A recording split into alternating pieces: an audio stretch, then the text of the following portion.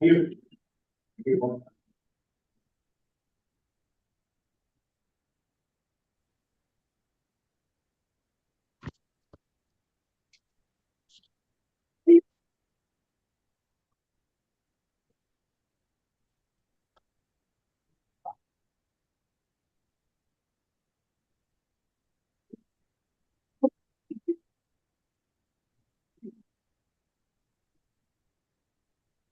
Okay.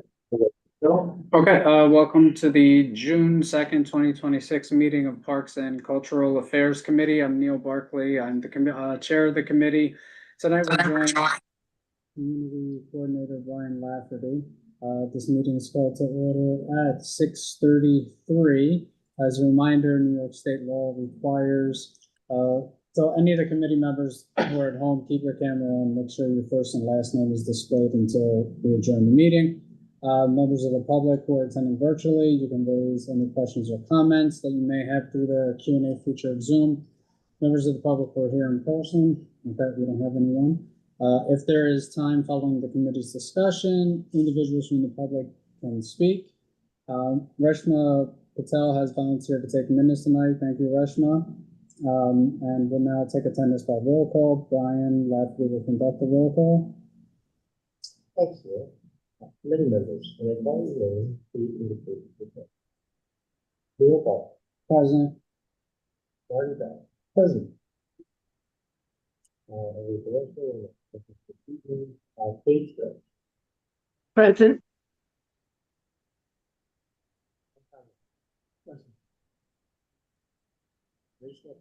Present.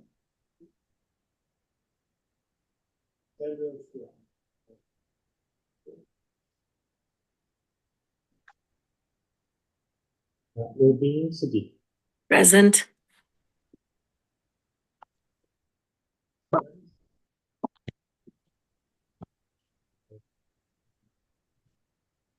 Sarah Whitaker. Present.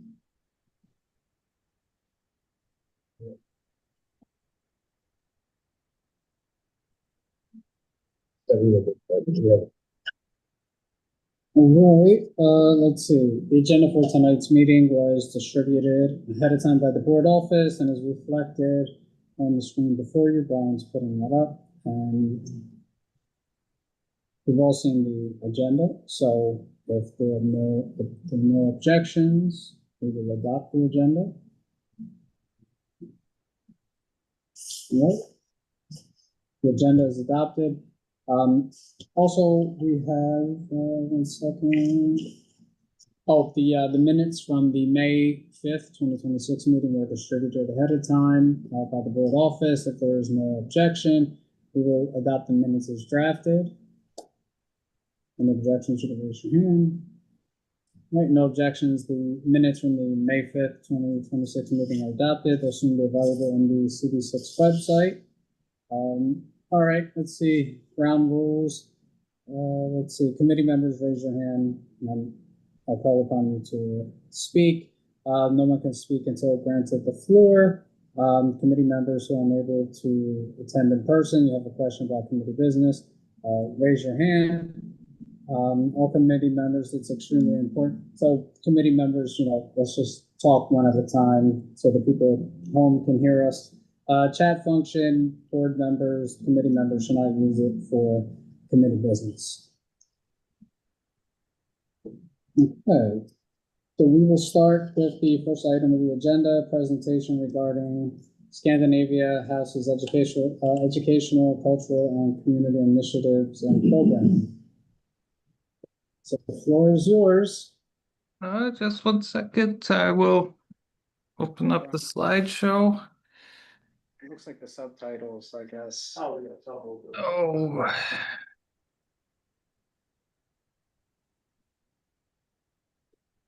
Oh.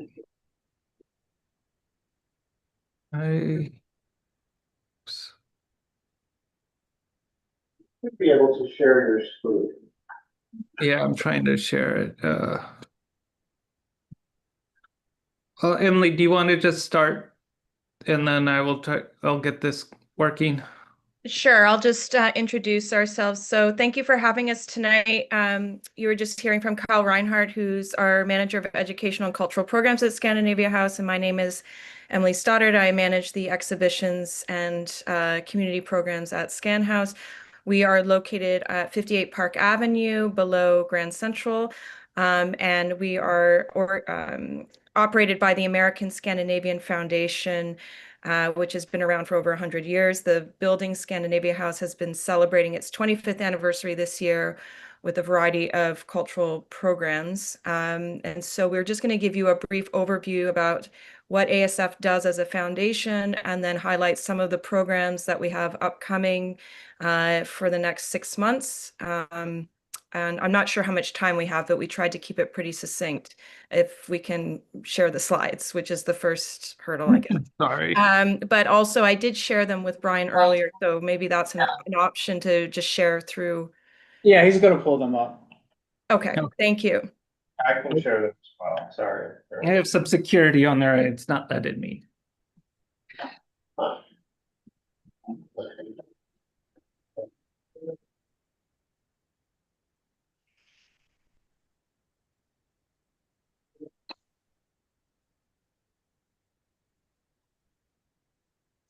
All right.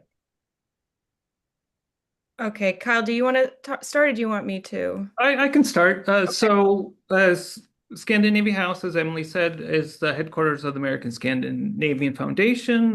That foundation was founded in 1911 by Nordic American industrialists to promote an educational and a cultural exchange between at that time the U.S. and the three Nordic independent countries of Denmark, Norway, and Sweden. When Iceland joined ASF in 1944, and Finland joined in 1960. So the main focus of the foundation's work is still to promote the educational and cultural exchanges between us, the 6 countries. So it is postgraduate work for Americans going over to the Nordic countries to study, and for the Nordic citizens to come to the US universities to study. And then in 2000, they opened Scandinavia House to serve as its headquarters of its cultural activities. In the past, they would rent out various spaces in New York and throughout the US. They organized touring exhibitions, film series, lecture series, etc. And then in 2000, they decided to open Scandinavia House. And from then, we've hosted, we can go to the next slide, I think. Well, we've hosted numerous programs of film screenings, exhibitions, lectures, literary panel symposia, children's activities. Our general rule is if we can make the program work within our facilities, we will do the program as long as it has a Nordic angle to it. So, yeah. So 2,500 films, etc. We also offer language classes. So I guess that is the very brief introduction to what's Scandinavia. I'll just also mention that we also have a childhood learning playing center that is designed for children who can walk, little ones just over about 1 year old up until the age of 5. And it's on our 4th floor, and it's a wonderful space in the neighborhood for young children with their caregivers. So anyway, just want to mention that. It's probably our most busy activities that we do here. So we have an upcoming music series starting in 2 days.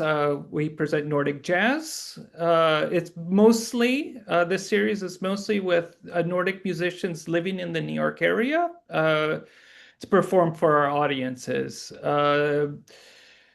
Due to the current climate, artist visas are expensive and very difficult to get at the moment. So we've been working with the Nordics that have been living in the tri-state area as much to present their work here.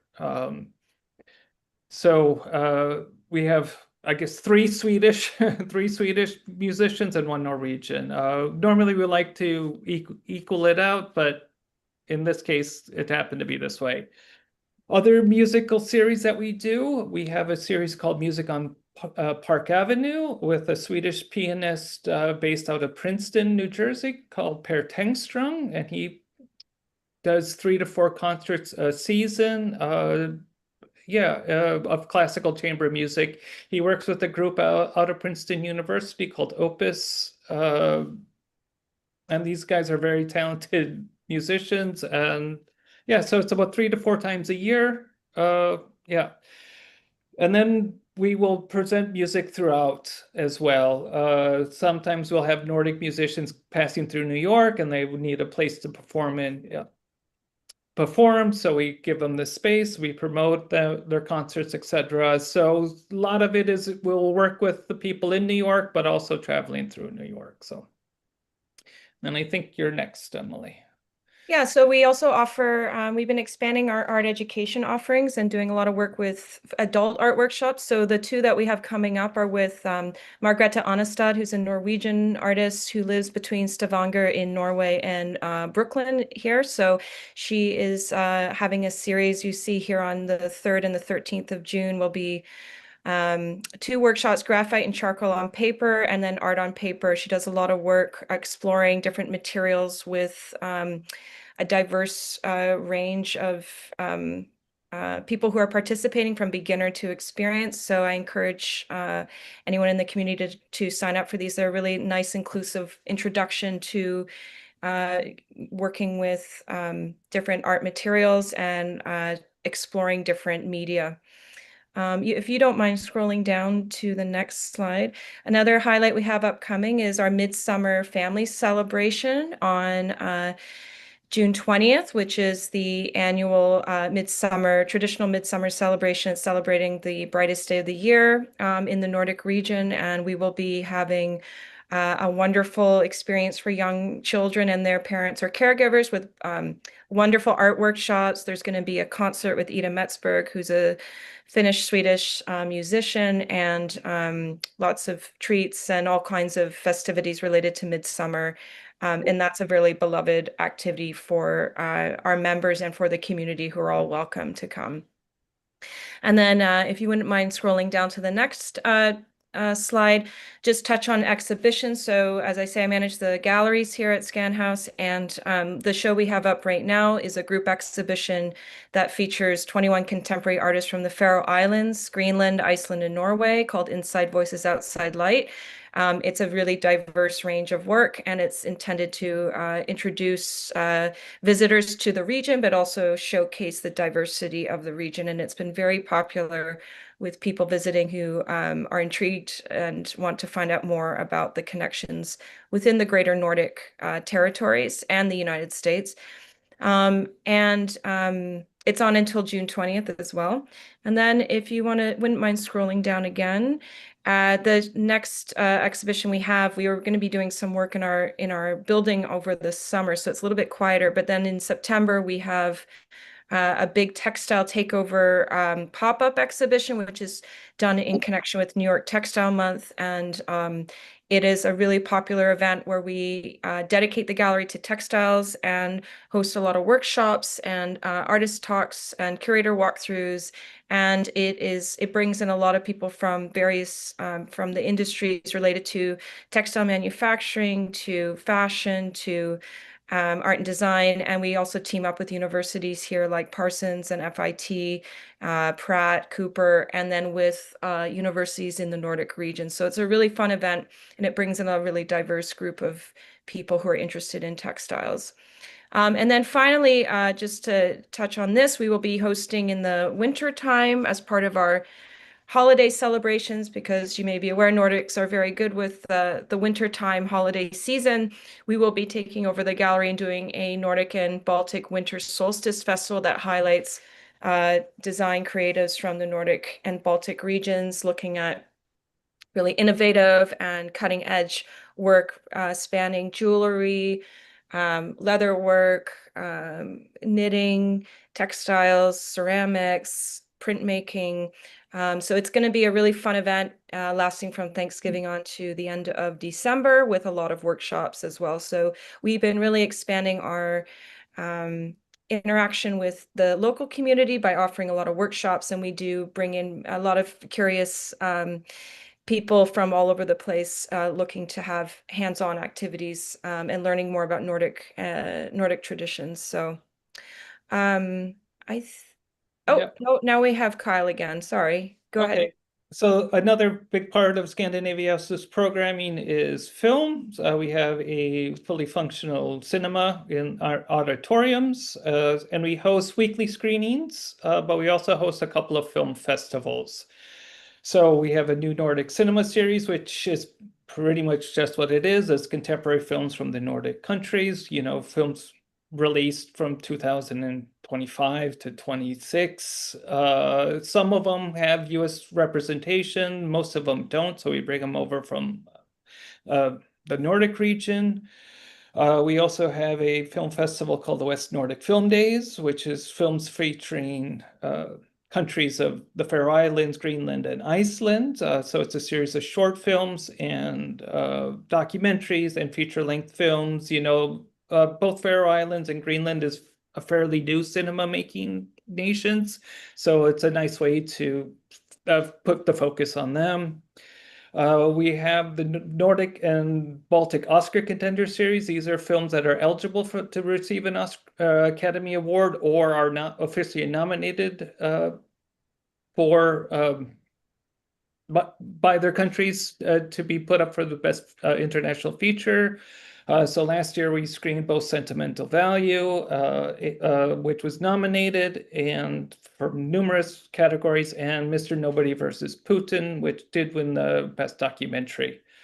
We also host the Sami Film Festival. The Sami are indigenous peoples in the far north of the Scandinavian region of Norway, Sweden, Finland, and a little bit of Russia.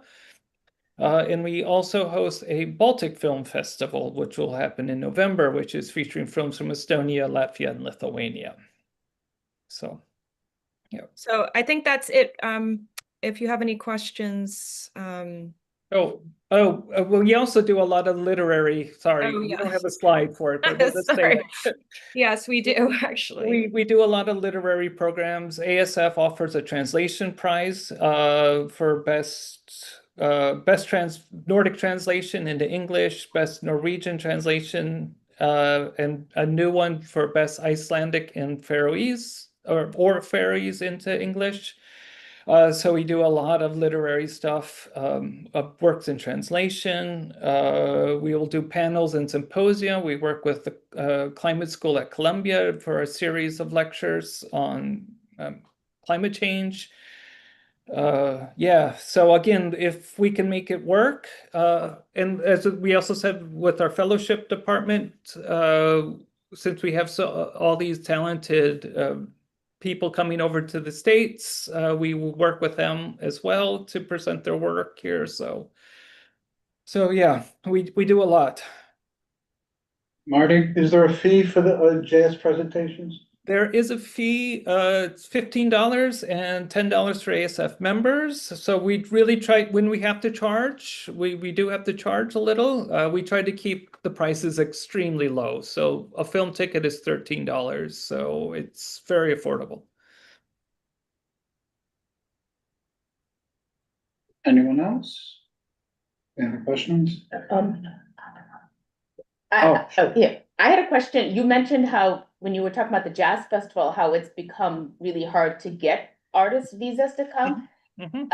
Has that been in the last year, or that's been for a while? That's been off and on for a while. The main difficulty is costs. The costs have been going up for the past 15 years. So it's a big investment for these musicians. And if they're up and coming, they could go play in Europe and they don't need visas there and make a name for themselves. And then maybe they can come over here. So normally it's not the first choice of countries to go play at, so. Any questions? Just Sure. interested in the music on Park Avenue. Sounds very enticing. Is that outdoors? How does that work? Sorry? How is the music on Park Avenue? Sounds like an amazing event. Are you Yeah. outside? No, we're inside. Unfortunately, yeah, it's pretty much chamber music. Some other solo, just a piano recital pairs a fantastic pianist, and sometimes it's just a quintet or a quartet, and then he'll join for a quintet. Yeah. So, but we have the auditorium, so it's the cinema room, but we also have a stage, so it's a multi-use Mhm. venue. So. It's a great venue. It's large and very Yeah. attractive. And we'll do some repairs again down there, as Emily said. So we're replacing the chairs finally. So we hopefully it'll be a more comfortable experience come this fall. So Thanks, Kyle, and Thank thanks, you. Emily. Thank you. I work in sustainable development, and I've worked with Scandinavia House before and Victoria McGann for event rental space. Yep. And so it's been a pleasure working with you guys in the past, and I know that that's something you do. I know you talked about your different event programming, but maybe I wanted to ask a little bit about how your event rental and hosting other events for other organizations factors into your sort of overall ethos. Yeah, it can be difficult sometimes because we want to use it for presenting our programs, but we also have to pay the bills. So we will work with Victoria and her department to sort of come up with a schedule that, like I'll hold certain days because I know I'm going to use them, and then I'll give her the rest. But yeah, so yeah, it's difficult, but we make it work. So Yeah, I mean, I think yeah. I think of it as a great thing that, in order to work with other organizations in the community and Yeah. Mhm. And a lot of good things come out of it too from a rental.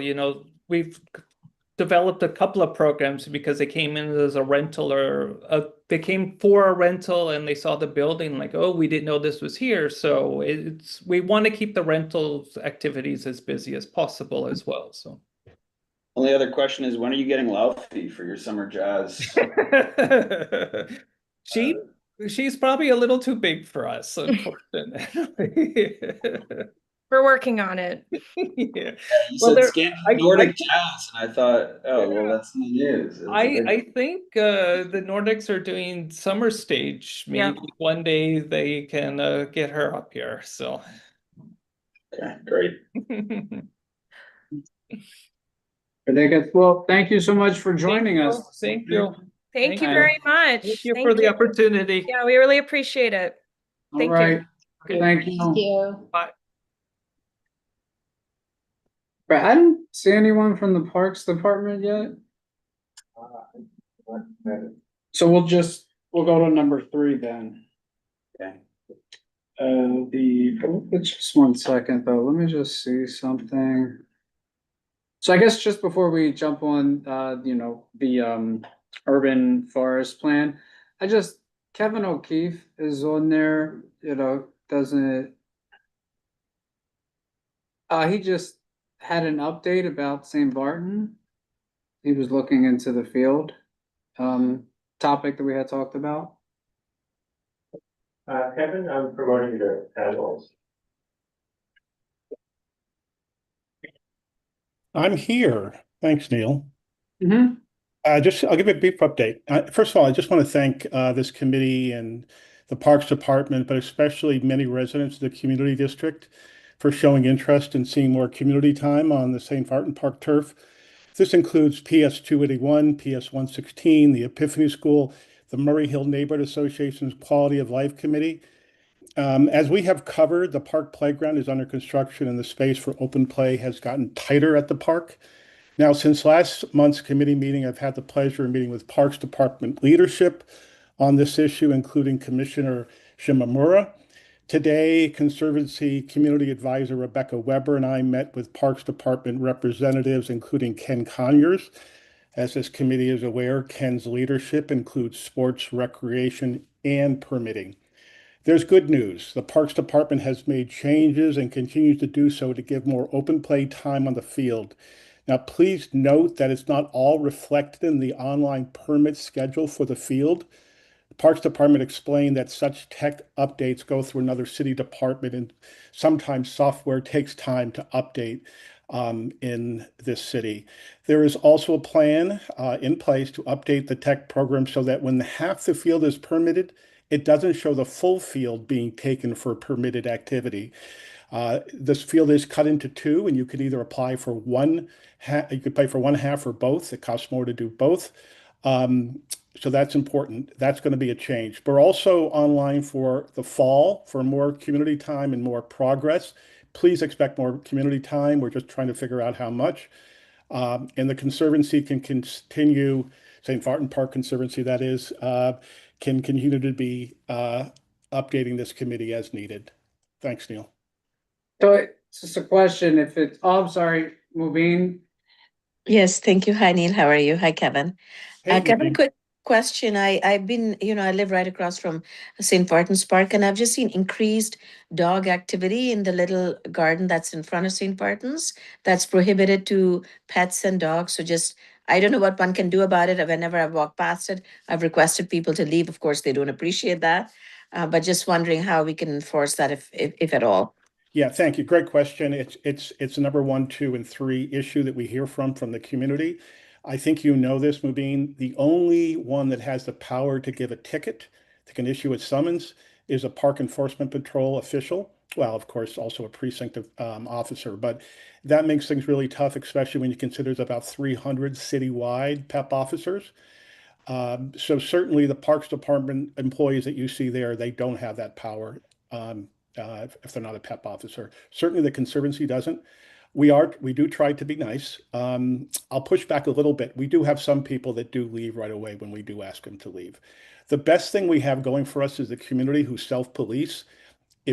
We find that the more people, for example, that are in the garden, the more likely a person with a dog will not come in or will leave, because there are more voices will be telling them that, kids are there and they don't need to be rolling around in dog feces, among other things. We also keep in mind that there are some plants in that garden that are poisonous to dogs. So the reason we have the no pet sign up there, or Parks Department does, is also because we're looking out for the dogs and the dog owners. So we have to keep that in mind. All right, so that's certainly good news, but if it, about what's going on with the use of the field, but if it's not up on the website yet, so the community will not really know, could you get something from Recreation Department? It could be an Excel sheet, in an email, but something where we can see which dates that, would be open or available, where the new flexibility is, so that the community, they could see it. Do you know when you would be able to? Yeah, we did bring that up. Rebecca and I brought that up. Ken is going to try to get that to us. It's a little clunky. It would be nice if it was real time on their site. But yeah, we recognize that. City Hall is actually involved in the tech side of things, which just makes things a little bit, more time consuming, or not time consuming, but takes more time. Oh, okay. Well, if anything changes and if you're able to get that information, and then if you could just share it with the office. Were you able to connect with some of the parents and some of the elected officials about ways to, go forward with this? Yes, I had a discussion on this today with Artisan, who is the Director of Constituent Services for City Council Member Maloney. So they are updated. I've been updating the Murray Hill Neighborhood Association Quality of Life Committee regularly on updates, and Rebecca as well. And I just wanted to give a shout out to Rebecca again, because she's been our community advisor at the Conservancy and have been a big help, really trying to make the community aware of what's going on. Obviously, things take time, but we do have progress. Right. Well, thank you. I see Robert is joined us. Okay, so we will go to the Parks and Recreation report then.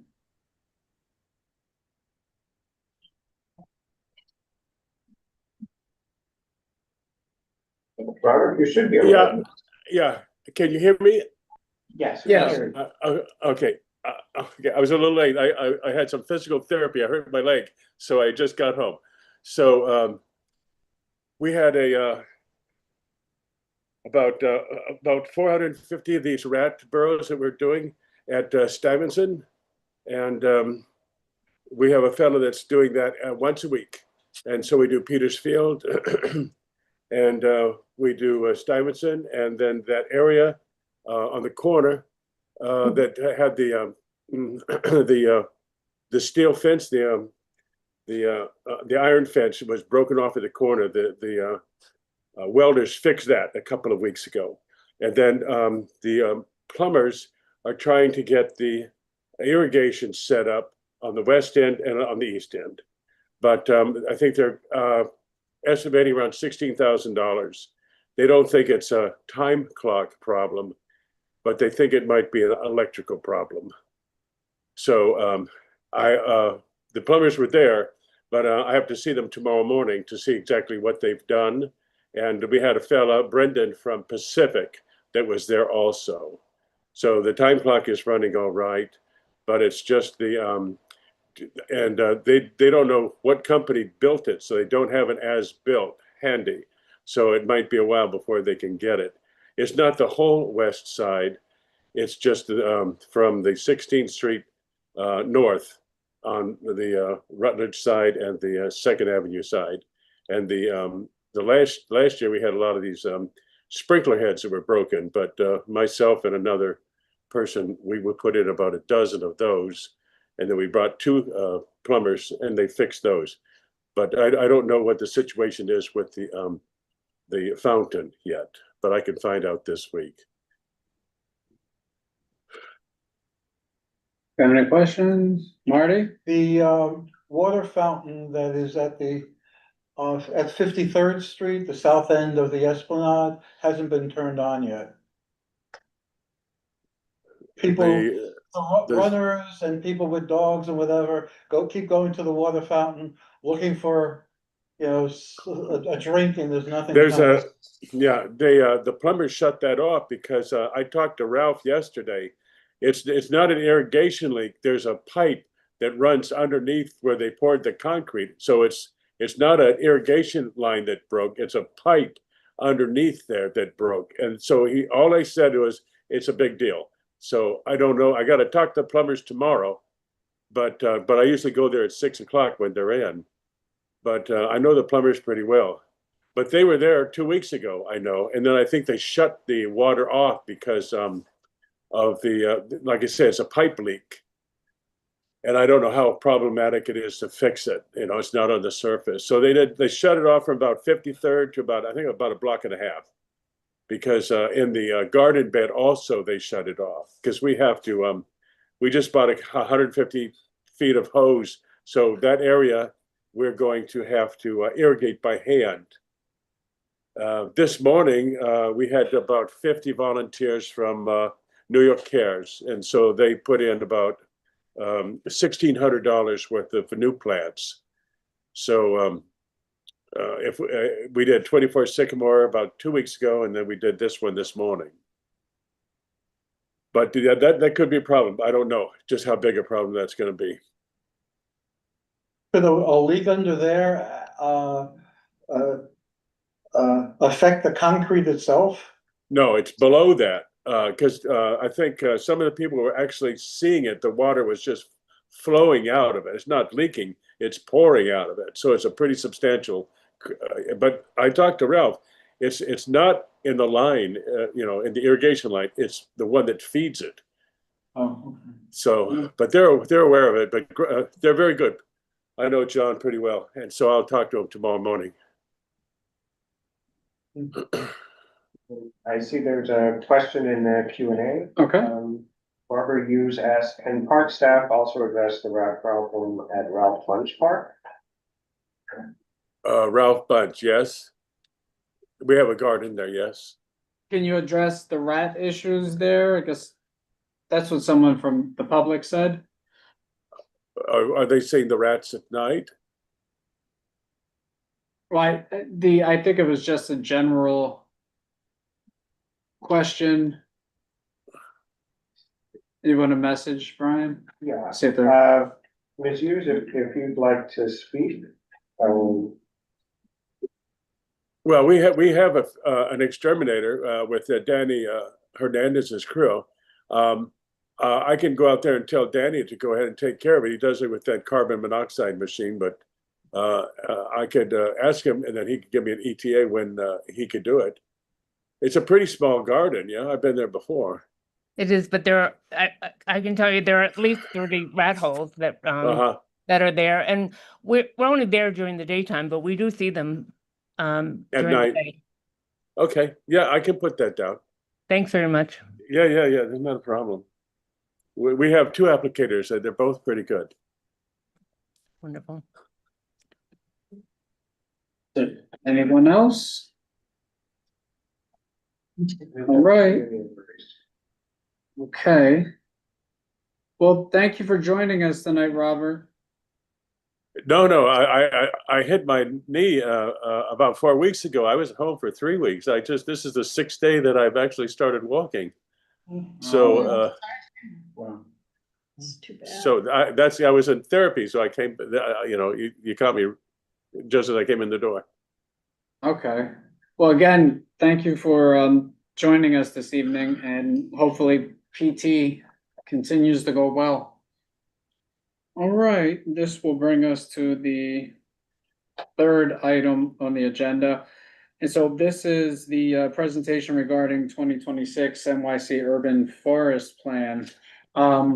So Sarah will present about particle pollution, and then Daniel will take it away with the Urban Forest Plan. So just a little bit of background, because we've all been on the committee for some time. So we've talked about trees often. I think one of the first resolutions that we had passed was the 1 million trees by 2030, so increasing the canopy.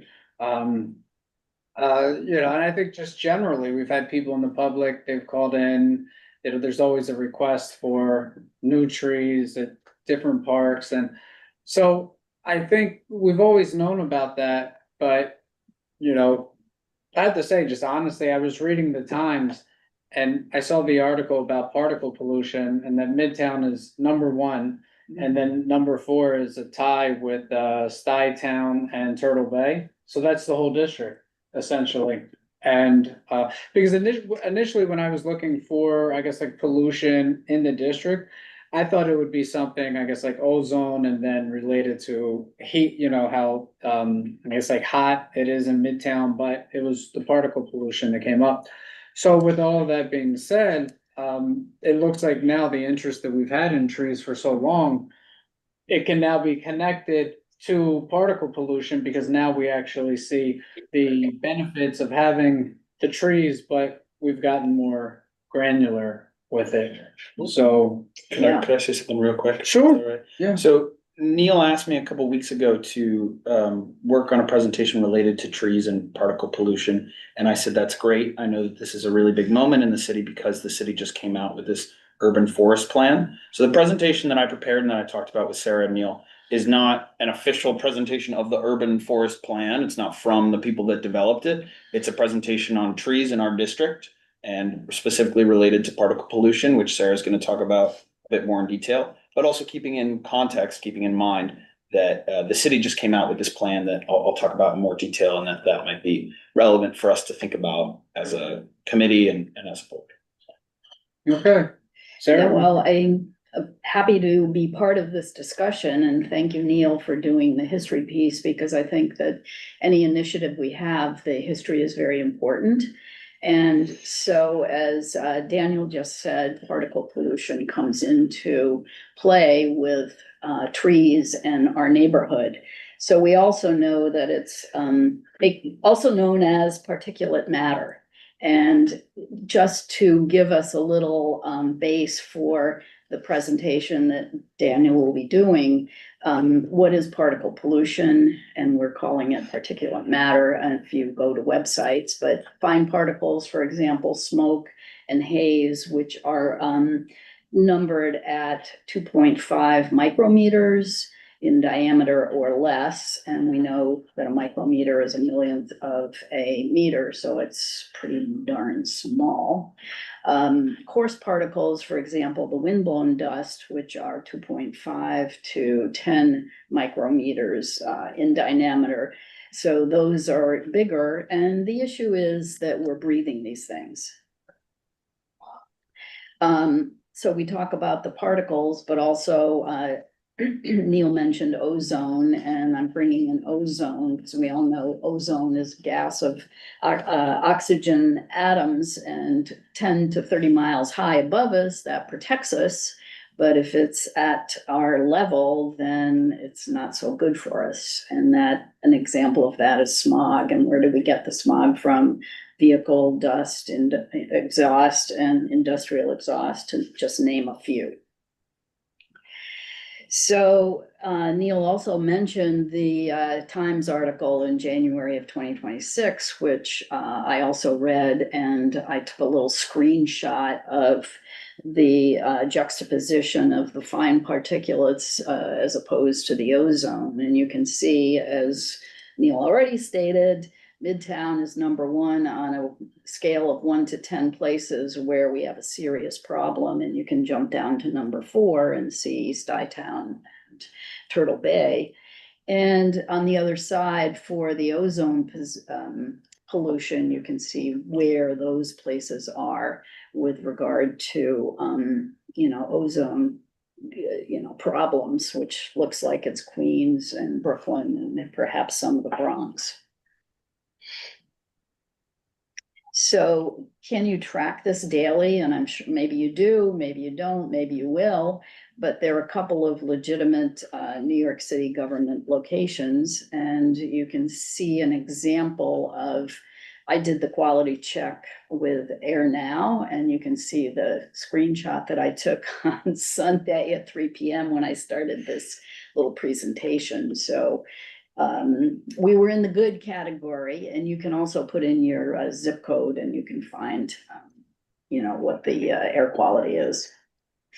So my sources are self-evident there with New York City sites, but I also appreciate what Neil, Daniel, and also Mark Thompson have done in the past with regard to trees and this initiative.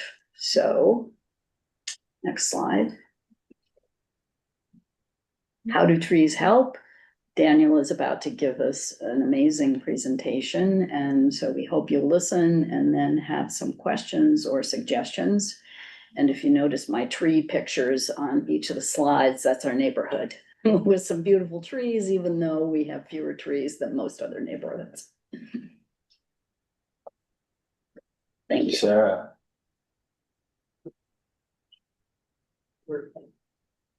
Thank you, Sarah. Yeah, so an amazing presentation is what I've been tasked with. So I'll also say real quick that some of you guys may know, because Sandy said something at our last full board meeting, that I'll be leaving the board. I've technically already left the board. My term ended at the end of May. And so I'm sort of here as a member of the public, but Neil's allowed me to sit at the table with you all and participate.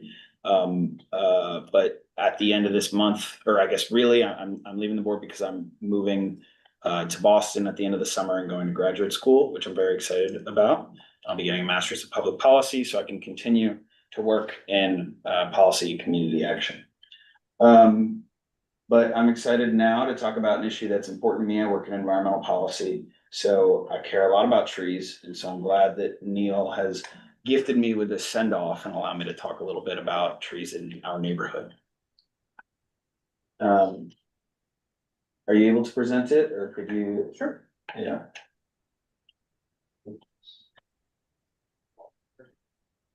You can go full screen even. Yeah, can we go full screen?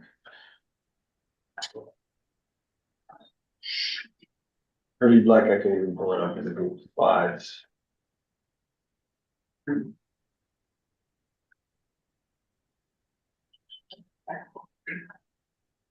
Got those 3 dots in the right hand corner, maybe.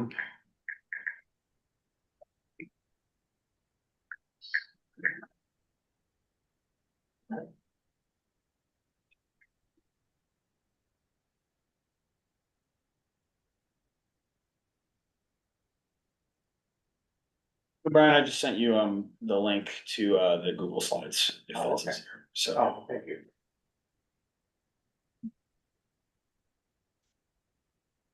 it's in the video.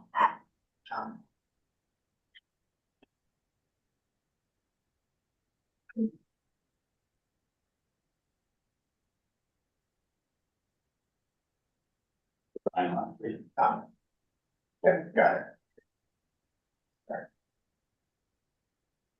Oh, good. So I think this slide deck is pretty detailed, maybe too detailed. I hope you all got the chance to review it. It was sent out. I'll try not to read everything because I want to move relatively quickly. And then can I click it myself or yeah. I'll just tell you.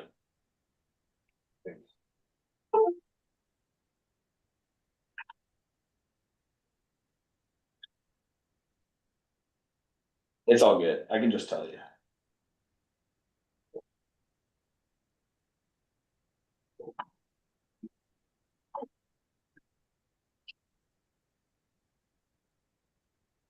You can just click it onto the next slide and I can just begin.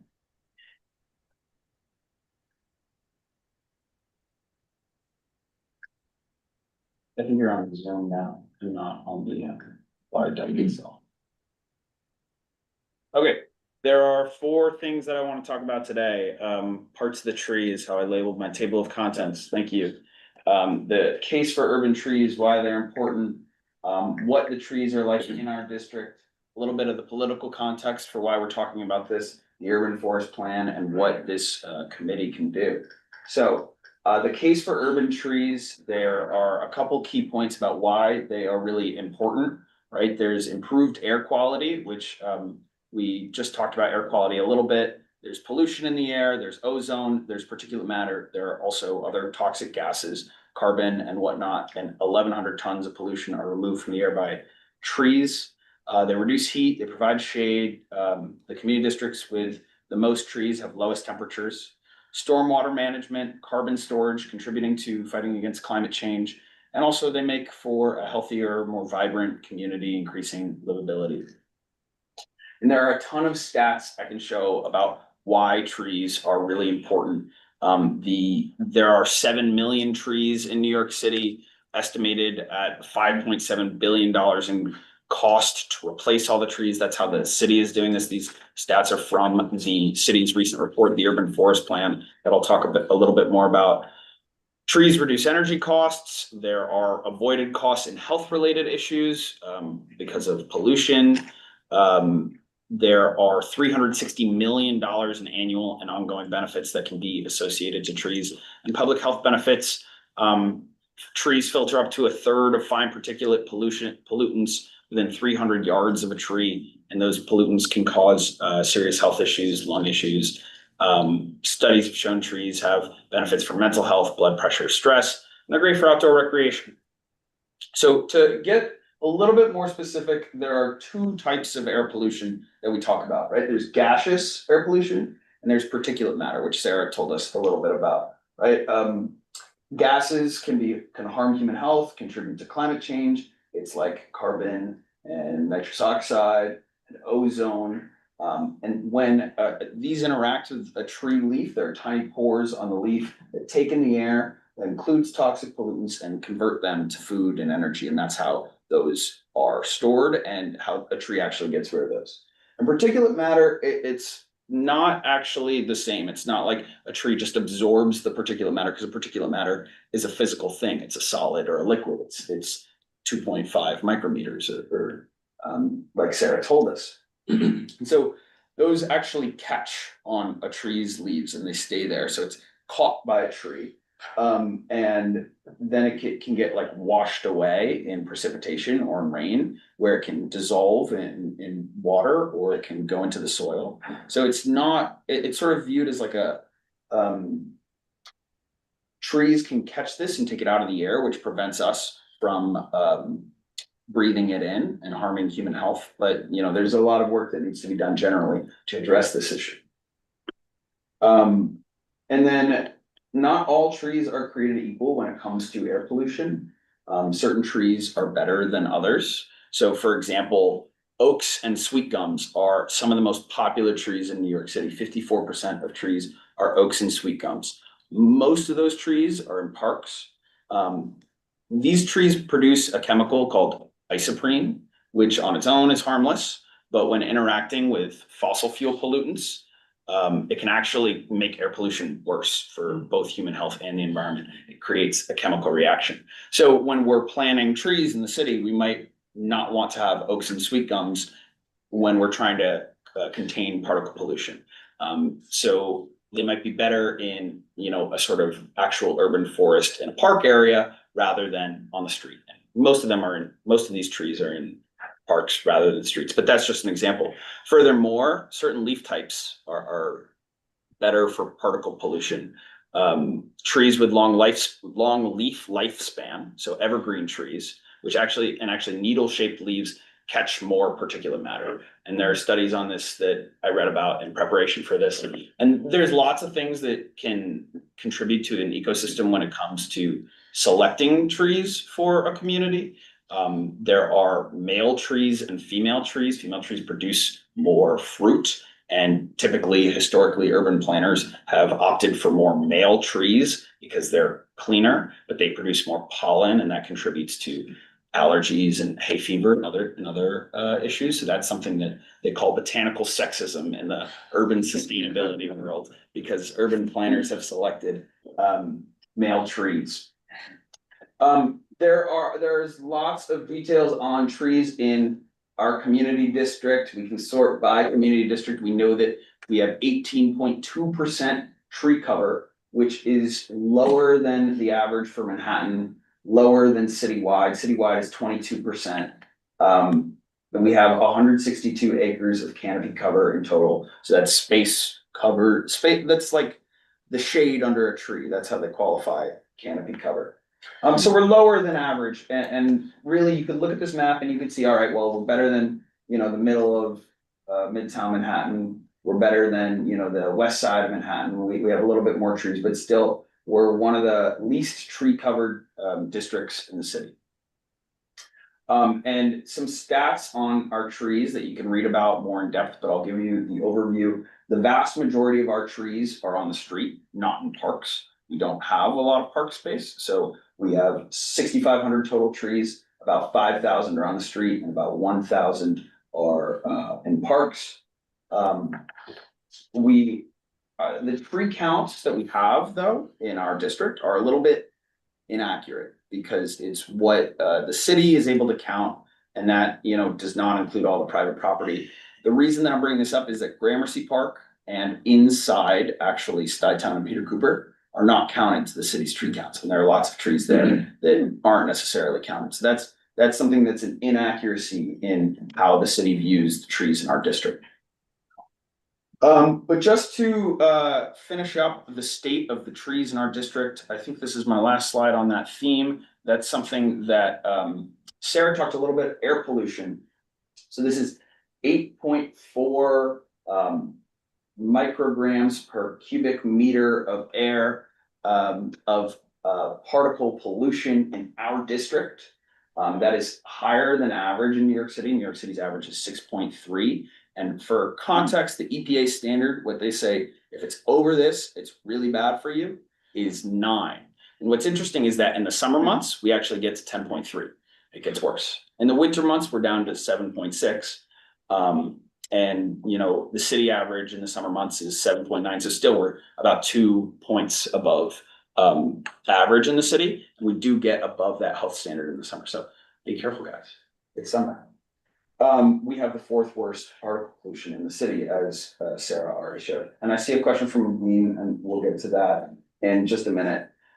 Just to move quickly through this, there are issues in our district with tree beds lacking proper guards, being dumping grounds for garbage. We have lack trees on avenues. We don't have a lot of park space for trees, and we really rank low in service requests for trees. That's something that our district and people can do. People can go out and call parks.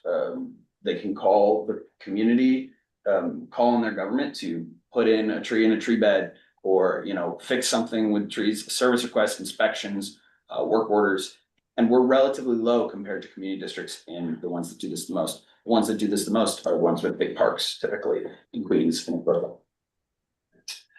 So in April, Parks, Mayor's Office of Climate and Environmental Justice and a couple other groups launched what they call the first ever urban forest plan. They've come out with an urban forest agenda before, but if they called it an agenda, it wouldn't be the first ever. So it's the first ever urban forest plan. It's a comprehensive roadmap to preserve tree canopy, plant more trees, and cultivate an ecosystem of stewardship. It has the goal of 30% tree canopy across New York City by 2040. They outline a number of pathways, strategies, and actions, and they say that city agencies will coordinate. Shut off the. They say that city agencies will coordinate implementation of the plan in partnership with community organizations, nonprofit and institutional partners, and private property owners. You can see in that quote that the community board might have a role to play in some way or another, because we are a part of this community and we represent this community. So what are some of those strategies, pathways, and actions? They divide it into 3 categories: preserving tree canopy, planting more trees, and cultivating stewards of the urban forest. They want community involvement, community to take care of trees. I'm not going to read out all of these, but there are 12 different plans. Some of them are more community oriented than others, and many of them we can work within and we can support, or we can talk to Parks or MOCJ about and play a role in advancing trees and urban forestry in our district. And so what can we do? There are particular areas involvement within this new forest plan that is an exciting project, I think. They announced that there will be urban canopy officers within different departments. There will be an urban forest plan advisory committee. We can meet with those people and we can tell them the issues that we see in our district, and we can try to advise things that we may know about. We can assist in community outreach for education, stewardship, and servicing. They specifically call to leverage community boards to raise awareness and increase community involvement in urban forestry efforts. That's what the plan, it's the only mention of community boards in the plan, is asking us to support with raising awareness. We can recommend planting locations. We can review ecological assessments that they'll do, request effective monitoring. We can support more work orders and tree maintenance. We can call for a more effective tree count in our neighborhood, in our community. And we can request specific analyses on trees and air pollution in our district. That way we have a better idea of the effects of certain issues, like the FDR goes through our district. How does that affect our particle pollution? Can we, use trees and urban forestry to do something about that? I mean, there are lots of trees along the West Side Highway. We know about that. We talked for a long time about what we can do in our district. We can support additional park space because, as we've done for a long time, because we don't have a lot of trees in parks because we don't have a lot of park space. So I hope I didn't take too long, but that's my presentation on trees in our district and this sort of moment of the urban forest plan and what we might be able to do about it. So thank you. Nice. Right. Thank you. Thank you. How many more trees do we need planted to get up to either the 22% or the 30%? So I'd have to look at how many acres we have, and then I'd have to run some numbers, because we have 162 acres, it was, of tree canopy cover. And I don't know exactly our acreage of Community District 6, but let's say if 162 is about 20%, so we're about 5 times that, right? And so we need to up it by probably like 50 acres or so, maybe 40 acres, maybe less, but around there. You mentioned that certain parks are not included in the count, like Tudor City Park. Yeah. I wonder, has anybody taken a look, let's say, a sky high look down into the city, because there are a lot of green acres between the buildings. Surrounded by buildings within what, for instance, behind my building, I would say there's at least half an acre, if not more, of trees. Yeah. And somehow that, to me, that should be counted as well. Yeah, so you may notice that when on the tree count, there are 6,500 total trees. And the street and park trees only account for 6,000. So estimating about 500 trees or so. I passed it, but about 500 trees or so in private property, which is an underestimate, only 500 trees, right? So, yeah, I think that the city talks a lot when you look into this issue about having a more accurate tree count. They say, please help us with our tree count. And they have, places to volunteer for this available. And, I'm sure the Parks Department could tell you more about what tree count 2025 looked like for them. And then in this urban forest plan, the stewardship, a big part of that is making sure that we know about the trees that we have and that they're tagged and counted and whatnot. So that's part of the outreach that I think they, I guess, want us to participate in. But it's definitely like having a more accurate tree count is valuable. I mean, the only other thing I'll say is that all community districts are subject to these inaccuracies, right? So like there are these spaces of trees that are probably not counted, but probably affects all the districts such that it's probably still accurate to say we have less tree coverage than other districts. Mubin, I think. Oh, yeah, thank you, Mubin. Something. First, thank you for that really wonderful presentation. Trees are close to my heart, and I learned a lot of new facts here today. So thank you so much. And I actually, at the tail end of your presentation, you kind of answered most of my questions. I really was just going to mention that, since I've been associated with CB6, I've been hearing about the fact that we don't have enough, urban green forest here in our district and not enough trees. And I just wondered if, in the previous administration with the borough president, I know he had 1 million tree plan and he was planting a lot of trees, whether we had made a request for a higher allocation for our district, and do we have any current requests out there for greater allocation of green foliage and trees for our district? And I'm not even sure who you go and ask. I assume it's New York City Parks Commission, but just wondered. Yeah, I mean, I am not sure about, I know that we've passed a resolution on the 1 million trees project that Mark Levine had. I wasn't here for that, so I don't know the details. I think that requesting more trees in our district in light of the urban forest plan would be probably valuable. And, I think the people that we would go to would be the Mayor's Office of Climate and Environmental Justice and the Parks Department. And in fact, the urban forest plan has specific agency that's responsible for X task. So you could go into the section of the strategies, actions, and plans that says plant more trees in X type of property, public property, street property, NYCHA housing. They have a whole different things, and you can see who's responsible for that, and you can reach out to them. So that's who we direct it to. Like, it's visible in the urban forest plan.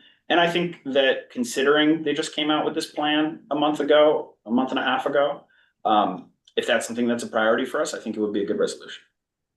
I think it's always a good resolution. So, Neil, yeah. couldn't we ask them? Couldn't we invite someone from their office to come and maybe speak about this and make a presentation to us? Yeah, we could do that. The trees that are in pops, Yeah. do you know if these are included or not? I think they are. Yeah. I know that the urban forest plan mentions them. The reason that I noted Gramercy Park and Stuyvesant Town is because I looked at the tree count, like it's there, it's online, it's mapped, and you can look at each tree individually. And it was very obvious to me that, in Stuytown, they have the trees on the streets around Stuytown, but not within Stuytown. And in Gramercy Park, they have the trees on the streets around the park and not within the park. I didn't look at every pops, so I don't know how that affected the New York City tree count. But I know that the planning that they're doing acknowledges that pops are a valid part of the urban canopy in New York City. Because, so right on 43rd Street, I live on 43rd and 2nd, and in front of my building, there was a tree that had gone down. This is like 4 or 5 years, it was a long time ago. And we had requested it to be replaced. And then we were told, well, it's not, it's pops, and the building hasn't done anything about it either. So in those kind of situations, in terms of trees, you know, and I had talked to the council member's office because they were also pushing for trees and where we want trees in the district, but we never got a tree replaced. Yeah, and still to this day. Yeah, still not. I mean, I'm gonna check again when I get home because. Yeah, it's a shame. But, you know. It's a shame. I mean, it's Yeah. good, I guess. Mhm. I mean, I don't know. I'm not trying to like act like the urban forest plan Yeah. is my project or a flag to wave or Yeah. anything, because I don't know all the details, and maybe it's good in some ways and bad in other ways, but they will have like urban canopy officers within different departments. Yeah, and it would help address this kind of issue Yeah. because we had this issue lots of times, right? Whose responsibility Right, is something, a light, a tree, things like that. Yeah, but also who knows how long it'll take for them to appoint that person, hire that person. That's Yeah. a whole other thing. Yeah. Right, and just to chime in on the importance of maintaining our trees, you know, the pictures I showed were trees in Kips Bay. But I did take pictures where, you know, the trees need to be cared for and maintained after we plant them. Yeah. And there's a variety of, you know, tree beds with regard to, there may be grates around it, there may be little, you know, walls around it, there be no walls around it, Yeah. and then the roots uplift the sidewalk and, Yeah. you know, so our trees are so important, but we have to maintain them as well, so. Yeah, and there are empty tree beds and everything, and I mean, as I came to look at all the stats, I was not surprised that Community District 6 was relatively low in terms of work orders and maintenance requests, because we don't have all the park space that might be relevant to make people think of it first and foremost. But it's something that, you know, maybe we can play a role in terms of trying to make that more prevalent in the community's mind. I'm not exactly sure, or maybe we can make our city make that a more obvious thing, because there are tree beds that can be better, and you know. Yeah, I think, so former council member Carlina Rivera, she did a tree count, so I'm pretty, you know, the elected officials, they. Yeah, but that's who I had spoken to, Right, that's she what's did, I happening think when it was this like tree went down. 2024, Yeah. right? Yeah. This committee used to have a tree guy. Yeah. In the nineties, A Bert, tree guy, do you a say? tree guy. Yeah, okay. His name, Bert Hedgecock, he's passed away. Mm. He brought a resolution to this committee, this was in the nineties, to that. The term would be tree bed, not tree pit. The Times, the New York Times picked up on it, and they only use tree bed as well. Mhm. Over the years, every so often, we would have somebody, you know, make some sort of presentation, and they would say tree pit. And I said, not in this community. Yeah, that's This right. community board is tree bed. Yeah. But I was glad to see that in your presentation, you had tree bed on. Yeah, I would be so lucky if someone were to say about me that, you know, we had a tree guy in this. Yeah. Well, yeah, You're like- the new tree guy, I think, I mean, you're leaving, and you know, but we'll see, there was that tree guy. Yeah, That was here. Yeah, what was he? What was his name? What's his name? He went to grad school, but he knew a lot about trees. That was, yeah, that would have been a great role. That's what I was hoping, you know, because I know that Yeah. Daniel likes trees a lot, and so then I said, I'm leaving. He said, I'll still do the presentation, so. Yeah, this is my send off a little bit, and I'm happy It to really do was this. just- So, I mean, I'm hopeful that, I think we talked about a couple different ways the community board can act in this. I mean, I think, you know, we know we've worked with Trisha before, now she's leading the Parks Department, and, you know, this is MOCJ and the parks that led this. And I think it's a valuable opportunity when there's like some momentum in that they're planning a bunch of urban forestry events now, you know, and they just came out with this plan in April. And so I view it as relevant political context to make an impact in an issue that we've talked about a lot in the history of this board. So like, I don't want this to just be like a presentation that's like, oh, we had that one presentation on trees, because I'm not really with the urban forest plan. I'm not gonna, you know, this presentation won't make a difference unless we go do something else. So if we can reach out to, you know, the people we know, those organizations, get someone who actually worked on this plan here to talk about, you know, this with them, have, you know, some resolution that gets to someone important about getting more trees specifically in our district, having a more accurate tree count, and, you know, analyzing the right places, locations, and types of trees that we want in our neighborhood. Hopefully something can come out of that. There may be some pushback from, building owners. Mm. Because the roots of trees have a tendency to grow and then push up sidewalk, which the building owner then would be responsible for. I'm sure there's some property value counterpoint that we could come up with. Yeah, I mean, if we go with 36th Street, that's the biggest problem, I think, it's right outside it, ends up becoming CB5, but I had looked at that a while ago because it's right next to the school for the blind. And for people who can't see, it's really problematic because it's hard to walk on that street. Because the trees push up. Yeah, they push up so much that it's really hard if you're walking with a stick if you can't see. Yeah.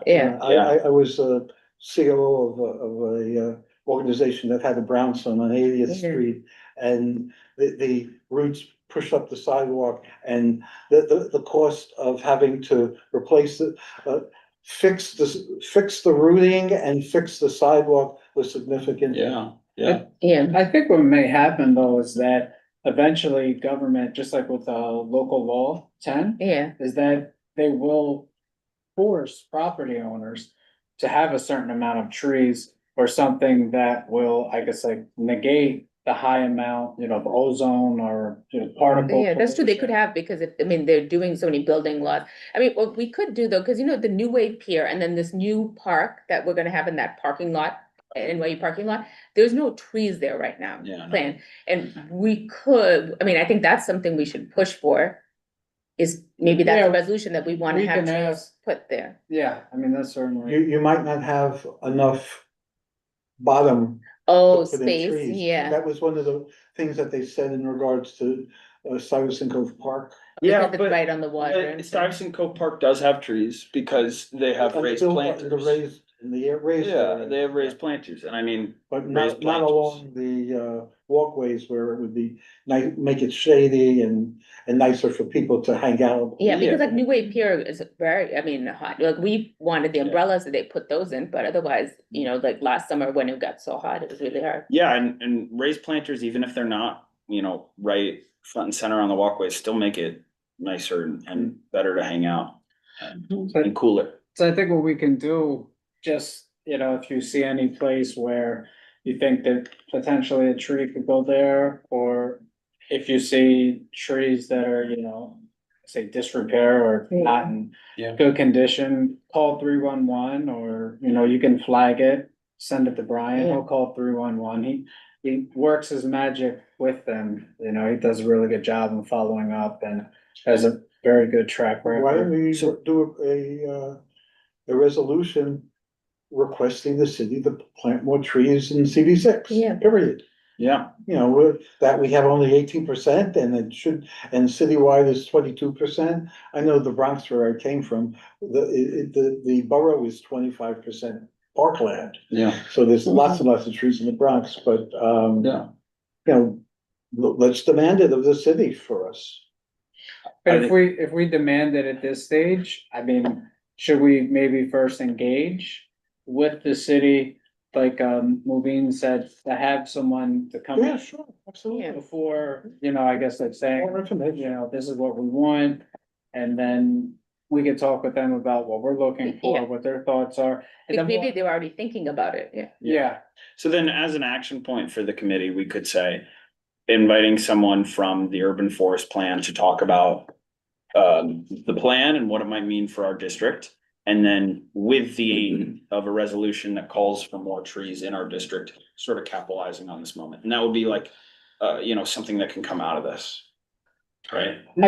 I think, there's a lot that's going to come out. Like you put the foundation for all of this. So not only, I would just say, not just this, like, the urban forest plan, they're also private, actors. There's some people who may be interested in having trees planted. That's something else that we should look at. We could do outreach to property owners. Is that something that you would want to do?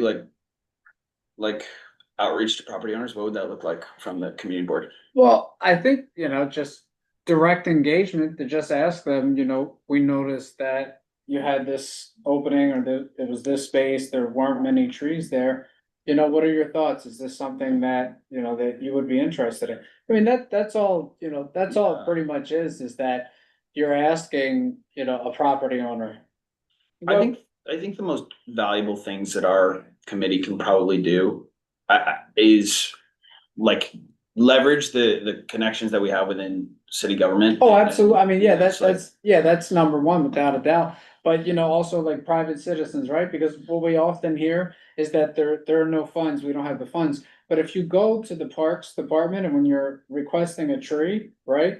You see how long what the wait list is. However, if you have the money, you can almost get, the tree very quickly. Then forestry will come and they'll put it in for you.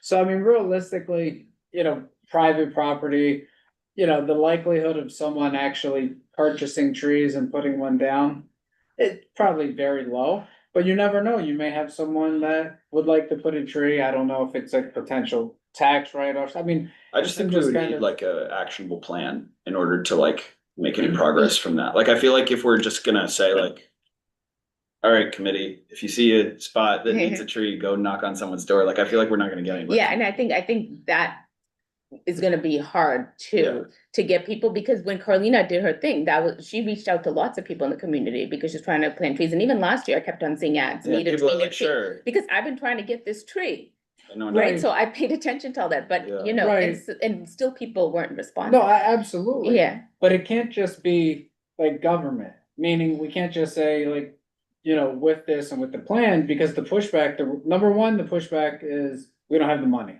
I mean, even for this one that we have now with this, the update, there's no budget. There's, nothing for this so far, right? I mean, that obviously, the government, the city, that's the group that we're going to advocate. And we're going to ask them, we want them. We can start with the various community groups, like each area has Yeah. has a Yeah. group.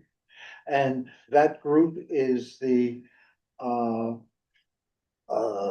residents and the building owners of that area. Right. So by starting with that, with the groups, then they would know what would be needed in their particular area. Like SAC came to us Right. for the Yeah. covers, for Right. instance. Yeah. So I think that's a better way to group, because I think going building by building yeah, is I hard. mean, It's with- hard to reach everybody. But we can also, like, we have the kiosk where we post our meetings, the newsletter, social media. I And think those are all ways Yeah, of but- getting the word out. Right, but like, just to be clear, as in like, no, not Yeah. going to knock on doors. Yeah. But when there are larger properties and you have, like you said, like a building or something like that, so that's what I mean, like, I won't go to Gramercy and, Yeah. just knock, I mean. Like, it could be something like is it Kips Bay Towers that's on 33rd Street, right, which has like that IMP building, right, Yeah. I don't know how many trees they have there, but they might need more trees. I mean, it could be, Yeah. something like that, or I think with like what Marty's is saying, just about the different groups, like a lot of groups, I know the Turtle Bay Association, they take care of some of the trees right there on that First Avenue Yeah. stretch in Turtle Bay, and I know, they've talked about having, more trees. I mean, that would take funding, or you could get possible grants, but I think overall it's just looking for other things outside of just the city. I wanna push back maybe a little bit though, Neil, because I think like, it's obviously difficult to rely on just the city for this, but a month and a half ago, they came out with a new commitment to reach 30% urban canopy by 2040. And that's like a very new commitment. And I think it's the reason that I talked about that so much and why I thought this is a valuable time for this presentation is because there's probably no better time than now to leverage what the people in this city government, in the new administration have said that they want to do. And as far as budget is concerned, I mean, they're coming out with a new commitment right now. We submit budget priorities every year, and if this is something that we think is really important, I think this should be in our budget priorities. For sure. So is it, I mean, I guess I'm unclear. You're saying that this plan, because they want to do this urban forest thing, but it is not fully funded. I don't know the No. details. Yeah, because No, there isn't, and so that's what I'm saying, to try to look for a mix, to advocate on both sides. Like I said, there isn't even. Yeah, so that's why you want like private owners, if people want the. Right, I mean, it's just like outreach, I you mean, know? we could, like we did with the kiosk, get someone to put their name on trees and I then mean, we get one. I don't know the details with funding. I don't know if you know specifics, Neil, because I don't. I mean, that would be a question that I would want to ask to someone who's in the city agency that is working on this, who's in the mayor's office of climate and environmental justice or in the Parks Department. I mean, the funding for the plan, I have it right here, is provided by USDA and the USDA Forest Service Urban and Community Forestry Program in partnership with American Forests. They have support from the Leona. So it's already funded? Harry Helmsley Charitable Trust. That's at least who funded this plan. But I mean, like, the actual. I don't know. Like I said. Yeah, cause I was reading. That's a question that I would want to ask. I mean, that's what was. Yeah, so we don't have a final budget yet, but this is easy enough to look up. I mean, I can try to look it up. Yeah. I don't know right now, but I know that they cite, these funders at least for the development of the plan itself. Yeah, I think it would be interesting also to check with the Center for Urban Future. I've done 2 or 3 of their seminars downtown, and perhaps this would be a topic that they would be, wanting to talk about. And I know they're big funders. The last one I went to was Wells Fargo funding, small business owners and what we can do for them. And prior to that, I went to another, put recreation back in parks, and Helmsley Foundation funded that. So, that could be another way of. Yeah, it's looking at all options, that are out there. So. Yeah. So, I mean, just to, I guess, wrap up this conversation on some of the key action points that we've talked about. So that way we can, follow up on this in the future. I know that this is our last meeting before we won't have a meeting for a little while, but we've talked about getting someone from this plan or related to this plan to talk to our board a little bit more in detail. We've talked about a resolution that requests more trees planted in our district. We've talked about community outreach, both on requesting more trees and also I think stewardship things are relevant to that. That's something that the plan specifically mentioned. And I mean, I'm not exactly sure what that community outreach looks like, whether it's just something on our website or, posting things on, I don't know exactly what that looks like yet, but that's something that we can discuss further, I suppose. I don't know, were there any other action points that I missed? You guys are taking notes. No, I think that's key. And I think stewardship is the most important one, because when they did the 1,000,000 tree thing, they wanted to make sure when they're putting trees that people are taking care of the trees because of that issue with the tree beds. Yeah, that's what when we haven't started looking at this in 2023, where Mark was walking around, and that's where he started taking notes about, just trees. And Kips Bay had a lot of areas that, trees were in really bad shape. Although, you think about it, right? Like Kips Bay, there are those residential, maybe they would like to put a tree out, some of the property, because I remember he said that. I mean, again, just talking, but he did say, you may remember, you have a really good memory, just like Kips Bay around there, the residential area, that the trees were just in really bad shape.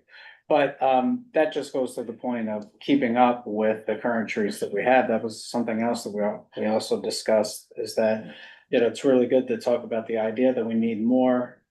And, if the ones that we have, we're not taking care of those. So I wonder, since so much of our sidewalks are not eligible for green swallows. Oh, right, and that means that we can't get the trees. Right, right, so we're talking about the squalls, right? For okay, so that's a perfect example, right? That the funding that was coming from the ESCR, right? Yeah. And so we spoke to them, and there was a part about I guess like a social justice part, where there were communities that, have been underserved, especially when it came to environmental matters, right? So that decision, we really did not fall within, what their focus was. They were going to make a dozen of these as a test pilot. We Dozen of applied- what? I missed. Swales, green Yeah. swales. Green swale, Green yeah. swales. Yeah. Bioswales. Was there? Yes, yeah. We had the, yeah. With- we- yes, We yeah. wanted them and they said no.